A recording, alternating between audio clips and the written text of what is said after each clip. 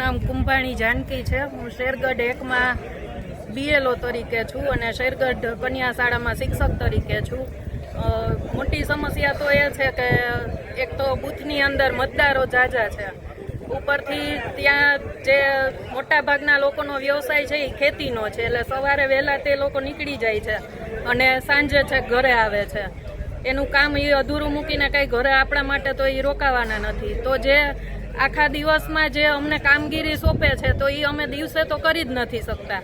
અને લેડીઝ માટે એ મુખ્ય પ્રશ્ન છે કે રાતે કોઈના ઘરે જઈને આ રીતના ફોર્મનું વિતરણ કઈ રીતના કરવું કે માહિતી કલેક્ટ કઈ રીતના કરવી। એટલે બહેનોનો મોટો પ્રશ્ન તો એ જ છે કે જે દિવસના ગામડાની અંદર જે મળવા જોઈએ મતદારો એ મળતા નથી। ઘરે 2-3 વખત જાય તો પણ એ હાજરમાં હોતા નથી।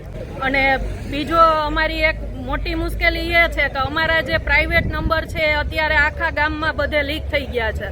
રાતે 10 વાગે 11 વાગે ગમે ત્યારે અમને ફોન આવે છે, તો એના માટે અમારે શું કરવું? જે 4 તારીખ સુધીનો ટાઈમ છે તો એમાં ફોર્મને ડિસ્ટ્રીબ્યુટ કરી દઈએ અને પાછા એ લોકો માહિતી ભરીને આપે તો એ કલેક્ટ કરી લઈએ। પણ જે ઓનલાઈનની કામગીરી છે તો એમાં પહોંચી શકાય એમ જ નથી।